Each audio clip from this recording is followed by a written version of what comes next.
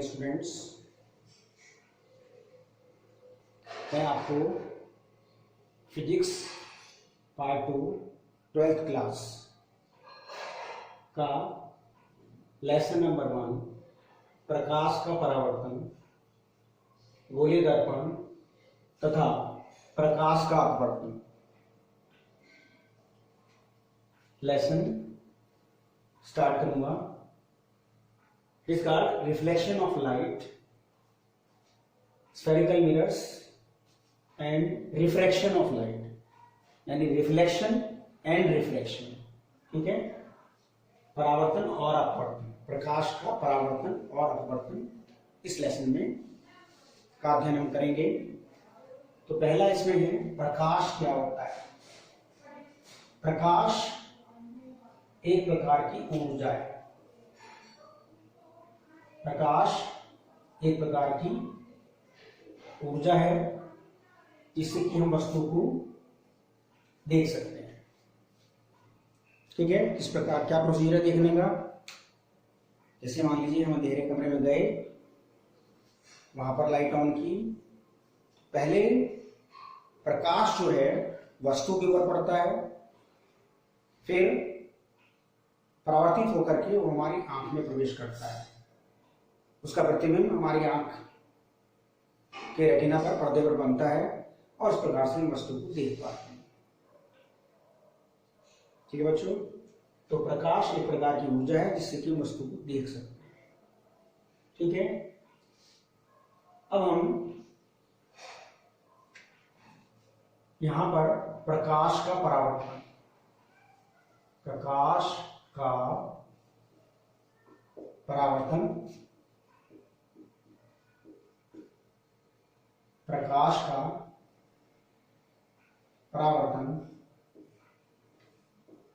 पढ़ेंगे। परावर्तन क्या होता है? जब कोई प्रकाश की किरण किसी चिकने तल पर टकराती है, तो टकराने के पश्चात उसी माध्यम में वापस लौट जाती है। इस घटना को परावर्तन कहते हैं। अंग्रेजी में कहते हैं परावर्तन को रिफ्लेक्शन।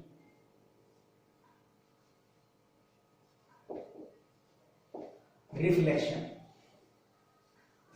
ठीक है, रिफ्लेक्शन ऑफ द लाइट, प्रकाश का परावर्तन। जब कोई प्रकाश की किरण किसी चिकने तल से टकराती है तो उसी माध्यम में वापस लौट जाती है। जैसे कि हमने यहां पर ये एक कांच की प्लेट ली गई है, उसके ऊपर एक सिरे पर पॉलिश है, जिसे हम दर्पण भी कहते हैं और इसे समतल दर्पण कहते हैं। इसमें एक तरफ से हमने प्रकाश की किरण डाली, मान लीजिए टॉर्च से या किसी अन्य चीज से, तो ये किरण यहां से इस पर ऐसे डाली गई, प्रकाश परावर्तित होकर के इसी माध्यम में वापस लौट गया। तो ये परावर्तन बच्चों, परावर्तन के दो नियम होते हैं। परावर्तन के दो नियम होते हैं। पहले हम इस चित्र को समझें। यहां पर ये प्रकाश की किरण डाली, इस किरण को आपतित किरण कहते हैं। ये बच्चों आपतित किरण है। ठीक है,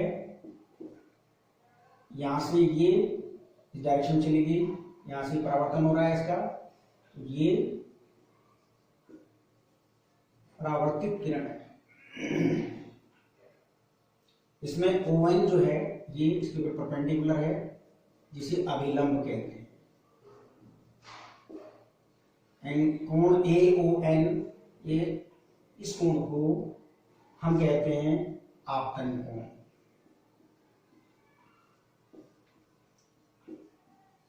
ठीक है, कोण BON, इस कोण को कहते हैं परावर्तन कोण। परावर्तन कोण, ठीक है। तो ये आपतन कोण, इसमें इसको I से रिप्रेजेंट किया गया है। परावर्तन कोण, इसको R, एंगल ऑफ इंसिडेंस, और it is called angle of reflection. ठीक है,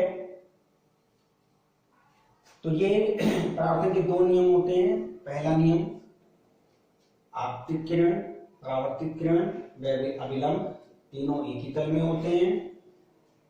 पहला नियम, आपतित किरण, परावर्तित किरण व अभिलंब तीनों एक ही तल में होते हैं। दूसरा नियम, आपतन कोण का मान परावर्तन कोण के बराबर होता है। Angle I is equal to angle R, angle I बराबर एंगल आर। आपतन कोण परावर्तन कोण के बराबर होता है। ठीक है, ये थे परावर्तन के नियम। तो मैंने अब तक आपको प्रकाश क्या होता है, परावर्तन किसे कहते हैं, परावर्तन के नियम मैंने आपको बताए। तो इसके आगे हम चलेंगे, इसमें प्रतिबिंब क्या होता है। जब कोई प्रकाश की किरण किसी माध्यम में चलती है और माध्यम में टकराने के पश्चात किसी बिंदु पर जाकर के मिलती है, तो उसका प्रतिबिंब बनता है। अगर ये किरण वास्तव में मिलती है तो प्रतिबिंब वास्तविक होता है, वास्तविक प्रतिबिंब। ठीक है, अंग्रेजी में कहते हैं इसे रियल। दूसरा, अगर ये मिलती हुई प्रतीत होती है तो ये प्रतिबिंब आभासी होता है। मैंने क्या बताया, जब कोई प्रकाश की किरण किसी माध्यम में टकराती है, टकराने के पश्चात किसी अन्य बिंदु पर जाकर के मिलती है, अगर ये वास्तव में मिलती है तो वास्तविक प्रतिबिंब बनता है, और अगर ये मिलती प्रतीत होती है तो आभासी प्रतिबिंब बनता है। इसको हम अभी जब दर्पण लेंगे तो आपको प्रतिबिंब बना करके दिखाएंगे, तो आपको बताएंगे वास्तविक प्रतिबिंब कौन सा है, आभासी प्रतिबिंब कौन सा है। वास्तविक प्रतिबिंब, ये प्रतिबिंब उल्टा होता है, इसको पर्दे पर लिया जा सकता है, it is inverted, it can be taken on screen. आभासी प्रतिबिंब ये सीधा होता है, वर्चुअल एंड इरेक्ट, इरेक्ट का मतलब सीधा, सीधा होता है, इसको पर्दे पर नहीं लिया जा सकता, it can not be taken on screen. बच्चों, तो प्रतिबिंब बताया मैंने आपको। अब हम पढ़ेंगे यहां पर, ये मैंने परावर्तन के बारे में बताया, गोलीय दर्पण। अभी हम समतल दर्पण देखा हमने एक प्रकार, समतल दर्पण। अब हम गोलीय दर्पण, गोलीय दर्पण में हमने एक कांच का गोला लिया है और इसको एक सिरे पर पॉलिश किया गया है। हम देखा होगा कि जब कभी घरों में जब हम सुबह को नहाते हैं, अपना चेहरा देखते हैं, वहां पर एक दर्पण होता है जिसमें हम अक्सर अपने चेहरा देखते हैं, तो वो समतल दर्पण होता है। तो पर्पज क्या था बताने का, अगर मतलब टूट जाता है ये, तो पीछे से आपको कुछ ब्राउन कलर का इस पर लेपन नजर आता है, तो वो एक चांदी का लेप होता है इसके ऊपर। तो यहाँ पर इसमें हमने यहाँ पर पॉलिश दिखाई है, ये अवतल दर्पण है। कांच का गोला लिया, इस गोले को यहाँ से हमने काट दिया, काटने पर इसका जो उभरे हुए तल पर पॉलिश की गई, उगले तल पर, और उसका दबा हुआ तल जो है ये परावर्तक तल है। ठीक है, ये जो M1 M2 है इसको हम कहते हैं दर्पण का द्वार। जो M1 M2 है इसको कहते हैं दर्पण का द्वार, जिस पर हमने ये लेपन किया है, पॉलिश की गई है। ठीक है, इस द्वारा का जो मध्य बिंदु होता है लगभग मध्य में, ये दर्पण का ध्रुव कहलाता है। ठीक, ये दर्पण जिस खोखले गोले का भाग होता है, उस गोले के भाग को दर्पण का वक्रता केंद्र कहते हैं। ठीक है, मैंने बताया, ये मैंने दर्पण के बारे में बता रहा हूं कि ये M1 M2 दर्पण का द्वारक, मध्य बिंदु दर्पण का ध्रुव, वक्रता केंद्र। ये जो दर्पण जिस खोखले गोले का भाग होता है, उस गोले की त्रिज्या, जैसे मान लीजिए यहां पर इसको मिलाया, तो ये कहलाती है इसकी दर्पण की वक्रता त्रिज्या। ये दर्पण की वक्रता त्रिज्या कहलाती है। यहां पर CP के इक्वलेंट, CP, ठीक है, इसको कैपिटल R से या कहीं स्मॉल r से प्रदर्शित कर सकते हैं। ये वक्र त्रिज्या कहलाती है। इस तरह उत्तल दर्पण में इसको हमने ये लिया, इसको अंदर से पॉलिश किया गया है, यानी इसका दबाव तल जो है पॉलिश है, जो उभरा तल है वो परावर्तक तल है। इसी प्रकार से ये दर्पण का ध्रुव है, इस गोले केंद्र को वक्र त्रिज्या कहते हैं। इसमें अगर इस रेखा को हम मिला दें थोड़ा और, तो मान लीजिए बिंदु ये A है, तो ये रेखा ACP ये दर्पण की मुख्य अक्ष कहलाती है। तो बच्चों इसे दर्पण की मुख्य अक्ष कहते हैं, ACP, ठीक है। तो इस प्रकार से मैंने अवतल दर्पण, मैंने बताया अवतल दर्पण बाहर से अगर पॉलिश करते हैं तो दबाव उभरे हुए तल पर पॉलिश की गई है, दबाव तल परावर्तक तल है अवतल दर्पण, दबे हुए तल पर पॉलिश की गई है, परावर्तक तल उभरा हुआ है M1 M2 बाहर वाला। तो इस प्रकार से ये उत्तल दर्पण, अवतल दर्पण, उत्तल दर्पण, और ये आप कह सकते हैं समतल दर्पण, इस प्रकार से होता है दर्पण के प्रकार। इसके मैंने पार्ट बता दिए आपको। ये दर्पण का द्वारक होता है M1 M2, ये दर्पण का ध्रुव है P, मध्य बिंदु कहते हैं इसका। जिस खोखले गोले का ये भाग होता है दर्पण, उस गोले केंद्र को दर्पण का वक्ता केंद्र कहते हैं, ठीक है। इस गोले की त्रिज्या को दर्पण की वक्ता त्रिज्या कहते हैं, और अगर इस रेखा को आगे पीछे मिला दें तो ये दर्पण की मुख्य अक्ष कहलाती है। जो ये पॉइंट्स मैंने आपको बताए, बिंदु बताए, अवतल दर्पण उत्तल दर्पण दोनों के लिए लागू होते हैं, ठीक है। इस प्रकार से ये इसकी से संबंधित मैंने आपको परिभाषाएं बताई।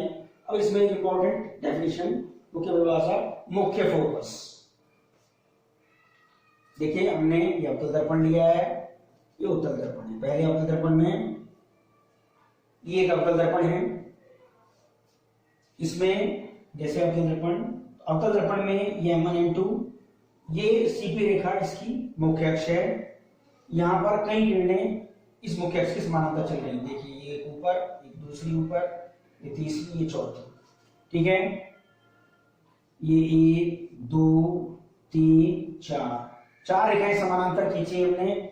ये सारी रेखाएं दर्पण से टकराने के परावर्तन के पश्चात किसी एक बिंदु पर मिल रही हैं। यहां पर किसी प्रकार से उत्तल दर्पण में 1 2 3 4 रेखाएं ये परावर्तन के पश्चात किसी बिंदु पर मिलती प्रतीत होती है। देखिए ये वास्तव में मिल रही हैं, ये वास्तविक प्रतिबिंब हो गया, ये मिलती प्रतीत हो रही हैं, तो ये आभासी प्रतिबिंब है इसका। ये यहाँ पर आभासी प्रतिबिंब है। ये बिंदु फोकस कहलाता है दर्पण का, यहाँ पर अवतल दर्पण में, ये उत्तल दर्पण में। क्या परिभाषा है इसकी? मुख्य फोकस की परिभाषा या फोकस की, मुख्य अक्ष के समानांतर चलने वाली प्रकाश की किरण परावर्तन के पश्चात जिस बिंदु पर मिलती है अवतल दर्पण में अथवा मिलती हुई प्रतीत होती है उत्तल दर्पण में, वह बिंदु दर्पण का मुख्य फोकस कहलाता है। तो इस आगे हम पढ़ेंगे दर्पण से प्रतिबिंब बनने के नियम। दर्पण से प्रतिबिंब किस प्रकार से बनते हैं, उसके 3 नियम हैं। अवतल दर्पण में उत्तल दर्पण, ये मुख्य अक्ष है, यहाँ पर हम वक्ता केंद्र लिख सकते हैं। मुख्य अक्ष के समानांतर चलने वाली किरण फोकस से ऊपर जाती है अवतल दर्पण में अथवा जाती प्रतीत होती है उत्तल दर्पण में। पहला नियम। दूसरा नियम, फोकस से होकर जाने वाली किरण परावर्तन के पश्चात मुख्य अक्ष के समानांतर हो जाती है। दूसरा नियम है ये, फोकस से होकर जाने वाली किरण परावर्तन के पश्चात मुख्य अक्ष के समानांतर हो जाती है। तीसरा पॉइंट, वक्ता केंद्र से होकर जाने वाली किरण परावर्तन के पश्चात उसी मार्ग से वापस लौट जाती है। ठीक है, दोबारा सुनिए। पहला नियम, मुख्य अक्ष के समानांतर चलने वाली किरण परावर्तन के पश्चात फोकस से ऊपर जाती है। फोकस से ऊपर जाने वाली किरण परावर्तन के पश्चात मुख्य अक्ष के समानांतर हो जाती है। वक्ता केंद्र से ऊपर जाने वाली किरण परावर्तन के पश्चात उसी मार्ग से वापस लौट जाती है। इन 3 नियमों के अंतर्गत हम प्रतिबिंब बनाएंगे अवतल दर्पण में और उत्तल दर्पण में। ठीक है, तो पहले हम लेंगे अवतल दर्पण में प्रतिबिंबों का बनना। तो पहले अवतल दर्पण,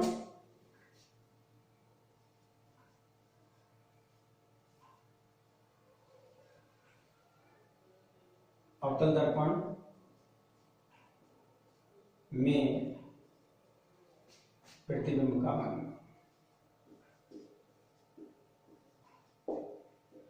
प्रतिबिंब का अवतल दर्पण में, उसका ही मैंने चार्ट बनाया आपके सामने, बना हुआ है, 6 स्टेज हैं उसमें। देखिए किस प्रकार से है।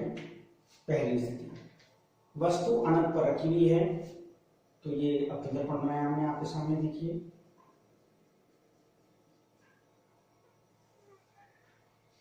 वस्तु अनंत पर है, वस्तु बहुत दूर है, प्रकाश की किरणें, मान लीजिए वस्तु ए बी, प्रकाश की किरणें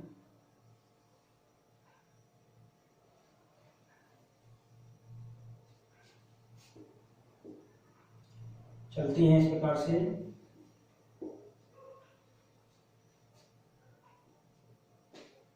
ये किरण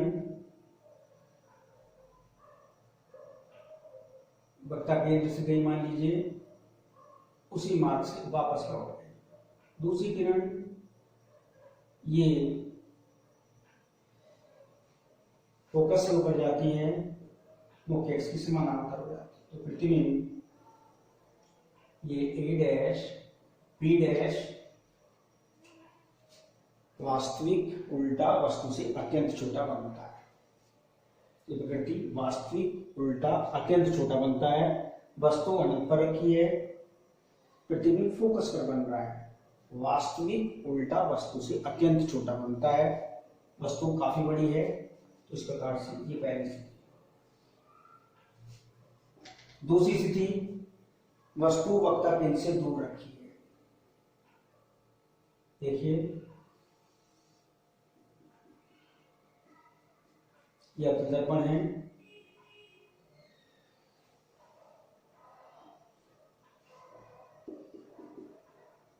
वक्ता केंद्र से दूर रखी। इस प्रकार से ये वस्तु है ए बी, चलती है मुख्य अक्ष से समानांतर, फोकस से ऊपर जाती है। दूसरी किरण वक्ता केंद्र से जाती है, उसी मार्ग से वापस लौट जाती है। ये दर्पण का ध्रुव है, दर्पण का द्वारक M1 M2। ठीक है, तो ये फोकस है, वक्ता केंद्र है, प्रतिबिंब बना ए डैश बी डैश। क्या हुआ, जब वस्तु वक्ता केंद्र से दूर रखी है तो फोकस व वक्ता केंद्र, F for focus, C for centre of curvature कह सकते हैं, वक्ता केंद्र F और C के बीच में वास्तविक उल्टा और छोटा प्रतिबिंब बनता है। लिखा है आपके सामने। ये दूसरी स्टेज थी। तीसरी स्टेज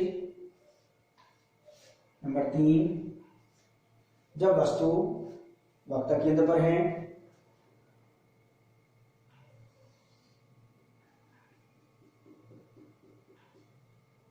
तो देखिए किस प्रकार से प्रतिबिंब बन रहा है। ये दर्पण है M1 M2। तीसरी स्टेज में वस्तु वक्ता केंद्र पर रखी है, मान लीजिए वक्ता केंद्र है, तो प्रतिबिंब यहीं पर बन रहा है। किस प्रकार से बन रहा है, देखिए ध्यान से। एक किरण यहां से चली, दूसरी किरण, इसको दोबारा बनाना पड़ेगा। देखिए आप दोबारा से,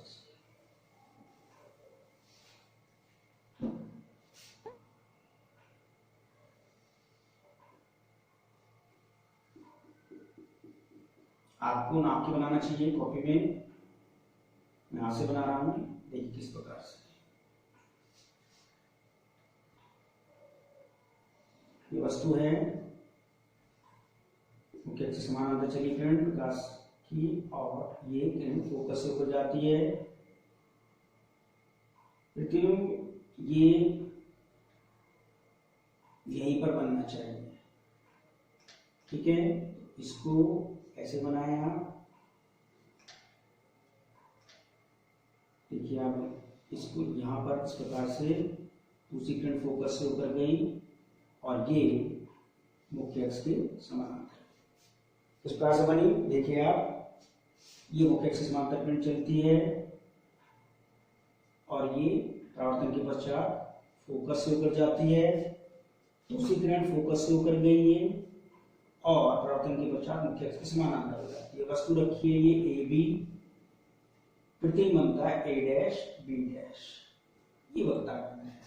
ये दर्पण का ध्रुव है, ये M1 M2।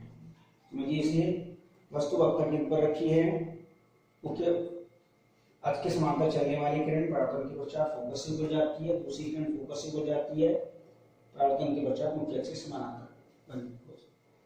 दोनों किरणें वक्ता केंद्र पर मिलती हैं। वक्ता केंद्र पर वस्तु रखी है, प्रतिबिंब वक्ता केंद्र पर बनता है वास्तविक उल्टा वस्तु के बराबर। जितनी वस्तु है उतना ही प्रतिबिंब बनता है। तीसरी स्टेज थी। इस प्रकार से 3 स्टेज कंप्लीट हो गई। और देखिए इसके आगे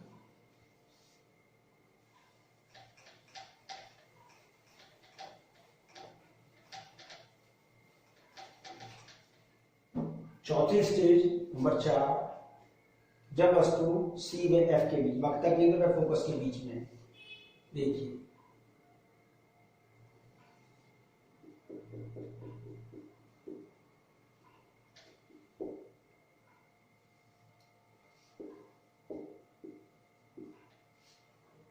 C और F के बीच में ये वस्तु है, फोकस से होकर गई किरण दूसरी फोकस से होकर जाती है और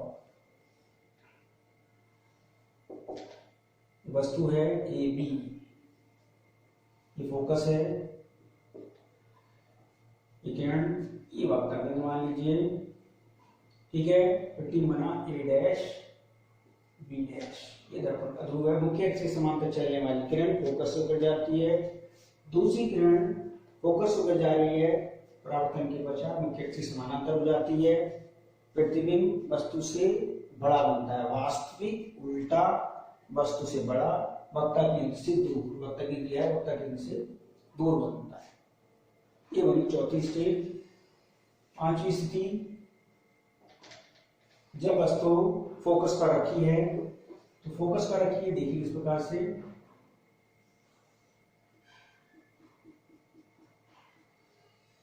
वस्तु फोकस पर है, ये फोकस मान लीजिए, मुख्य अक्ष के समांतर चलने वाली किरण परावर्तन के पश्चात फोकस से होकर जाती है, दूसरी किरण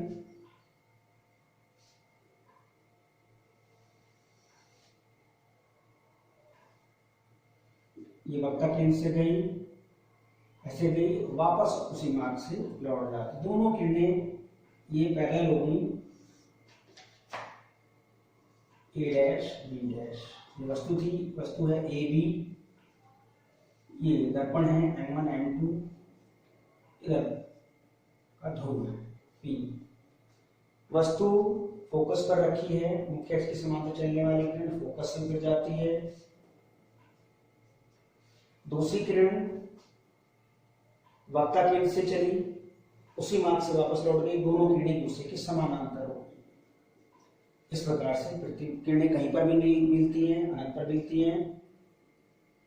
वास्तविक उल्टा वस्तु से अत्यंत बड़ा प्रतिबिंब बनता है, ठीक है, वस्तु से अत्यंत बड़ा प्रतिबिंब। फोकस पर रखी है, प्रतिबिंब अनंत पर बन रहा है, अनंत पर रखी है वस्तु, प्रतिबिंब फोकस पर बन रहा है। तो इस प्रकार से एक दूसरे के रिवर्स दर्पण में प्रतिबिंब किस प्रकार से बनते हैं। एक स्टेज और है, छठी, इसमें उसको देखेंगे। छठी स्टेज, इसकी आखिरी स्टेज जब वस्तु फोकस रहे ध्रुव के बीच में रखी है। देखिए थोड़ा इधर बनाएंगे, ये दर्पण है, वस्तु बिल्कुल पास आ गई, यहाँ पर ये इसका फोकस है, ये ध्रुव है, वक्ता केंद्र इधर होगा। फोकस मुख्य एक्सिस में चलने वाली किरण परावर्तन के पश्चात फोकस से होकर जाती है। दूसरी किरण वक्ता केंद्र से, ये वक्ता केंद्र मान लीजिए, ये किरण ऐसे चली, ऐसे जाएगी, वापस लौट जाएगी और देखिए आप ये पीछे की ओर फैल गई किरण। ये फोकस से चली, ये वाली वस्तु ए भी है,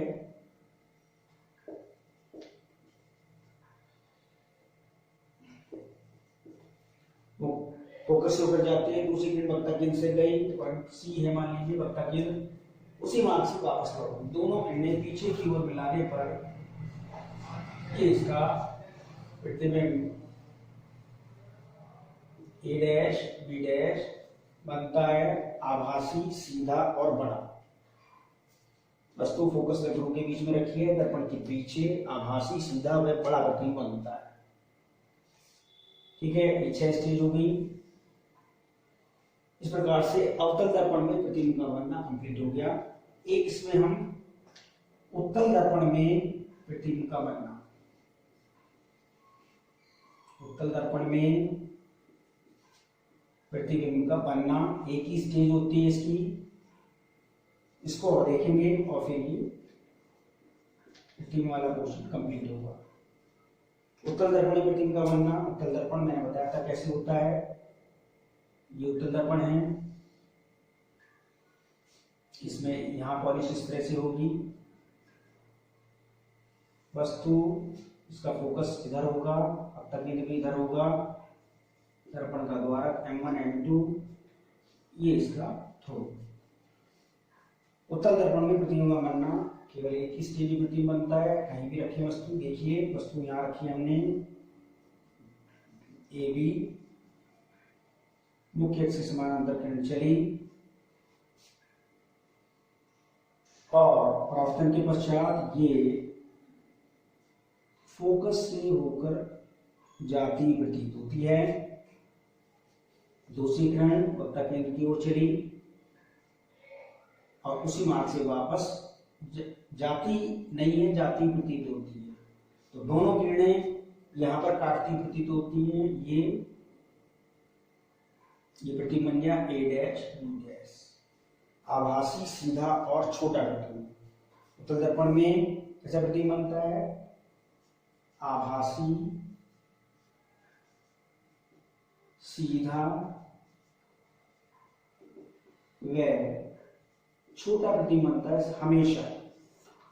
देखिए इसमें जो आभासी प्रतिबिंब, इसमें सब सारे प्रतिबिंब वास्तविक बने हैं, एक ही स्टेज में प्रतिबिंब इसमें जो है आभासी बनता है, वो बड़ा वो बनता है, इसमें आभासी प्रतिबिंब बड़ा बनता है, इसमें आभासी प्रतिबिंब सीधा बनता है। मैं आपको बता दूं उत्तल दर्पण का इंपॉर्टेंट उपयोग। उत्तल दर्पण की कैरेक्टरिस्टिक है वस्तु कहीं पर भी रखी हो इसका प्रतिबिंब आभासी, सीधा, छोटा बनता है। तो जो हम गाड़ी चलाते हैं, स्कूटर, मोटरसाइकिल या 4 व्हीलर कोई भी हो, तो उसमें साइड में जो रियर व्यू देखने के लिए दर्पण लगा होता है, उत्तल दर्पण होता है। जो पीछे आने वाली वस्तु है उसका हम आभासी, सीधा व छोटा प्रतिबिंब देख करके हम वस्तु का अंदाजा लगा लेते हैं कि वस्तु कहाँ पर रखी है, वस्तु कहाँ कितनी दूरी पर है, यानी जो व्हीकल आ रहा है पीछे वाला वो कितनी दूरी से चल रहा है, जिससे कि हम ड्राइविंग ठीक से कर सकें। ये उत्तल दर्पण का उपयोग बताया मैंने। अवतल दर्पण का उपयोग ये जो है एक तरह से शेडिंग मिरर भी कहलाता है। इसमें अगर हम पास रखेंगे मिरर तो हमें बड़ा प्रतिबिंब दिखाई देगा, अगर इसमें रखेंगे तो हमें छोटा प्रतिबिंब दिखाई देगा। देखिए इसकी पहचान बगैर छुए अगर आप इसमें प्रतिबिंब देखेंगे पास रख करके, इसमें बड़ा प्रतिबिंब दिखाई देगा। इसको अगर हम देखें पास में रखें तो प्रतिबिंब इसमें छोटा, इसमें भी सीधा बनेगा, छोटा प्रतिबिंब दिखाई देगा। तो ये मैंने बताया आपको, सैलून में मिल सकता है, आपको घर पे भी रख सकते हैं आप, बड़ा प्रतिबिंब दिखाई देता है, शेविंग मिरर भी कहलाता है ये। दूसरा, इसको ईएनटी डॉक्टर भी यूज करते हैं। इनके उपयोग बता दिए मैंने आपको। इस प्रकार से ये इस प्रकार से हमने आज इसमें प्रकाश किसे कहते हैं, परावर्तन क्या होता है, परावर्तन के कौन से नियम हैं, दर्पण कौन कौन से होते हैं, प्रतिबिंब क्या होता है, और प्रतिबिंब के बनने के नियम, अवतल दर्पण और उत्तल दर्पण से प्रतिबिंब का बनना किस प्रकार से बनते हैं, यह आपको बताया गया। मैं समझता हूं आपको समझ में आया।